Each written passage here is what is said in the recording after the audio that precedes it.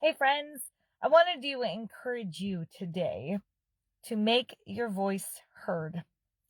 Right now, one of the things that I've noticed going through this lobbying process, if you will, or this, political process for HB 325, I've noticed that there's not a lot of people involved in the process. In fact, our government is being decided by a small amount of individuals who are engaging in the public process, very public process, of like educating our legislators and sharing with them about the things that matter to them. And going through this process, I've learned that, like, man, our entire system has been designed to cause you to go chase after that almighty dollar so that you don't pay attention to what's going on in government. So that you're so busy, you can't show up to go elsewhere and, just advocate for the things that matter to you. And I've just really noticed that we have a problem with that. So I'm going to ask you at this point to make your voice heard and show up in force. And I don't care if you've done it before, if you're scared, whatever, feel the fear, but do it anyway.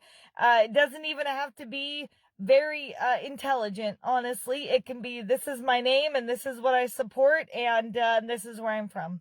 That's it, friends. It doesn't have to be intense. It just has to be present. Like, it has to happen, right? So right now, SB 208 is sitting in the Senate Finance Committee. It's sitting there. May 4th is its next hearing. Okay, may the 4th be with you.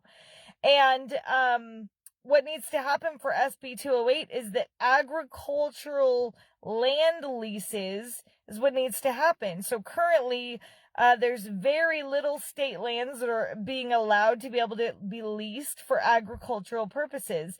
If we want to grow food sovereignty, not food security, but we want to grow food sovereignty, we need to be able to lease land at reasonable prices. Okay. Not oil and gas prices. We need like reasonable farmer prices. Okay. And so we deserve that as a people because growing food needs to be a vital priority of our government, especially because of what's coming nationally and internationally. Alaska needs total and complete self-sustainability.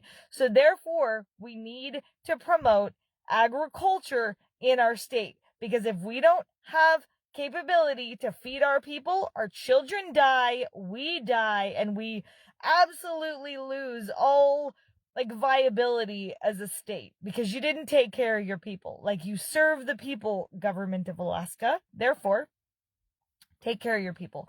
Allow for the potential for a food sovereign world to be true here in Alaska.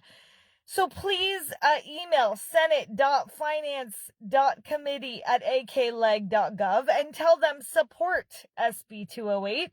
Tell them you want this to move out of committee and into the next phase so that we can decide that food sovereignty is viable for Alaska and very important. Of course, industrial hemp has a dog in this fight as well, because we need industrial hemp to be grown in Alaska for all the things that Sacred Seeds Foundation is doing. So, therefore, please join the fight. Get in senate.finance.committee@akleg.gov and please speak, make your voice heard, send a couple sentences, get involved. Otherwise, the government will decide based on the people who have got involved. And are you willing to risk that? I'm not. So please take the moment, call your representatives, go to akleg.gov and search your representatives, put in your information, search your representatives, CC them so they know that you're aware of this SB 208 and that you want this moved forward. Same thing for HB 325. While you're in there, just write HB 325, interested in industrial hemp, support that, okay?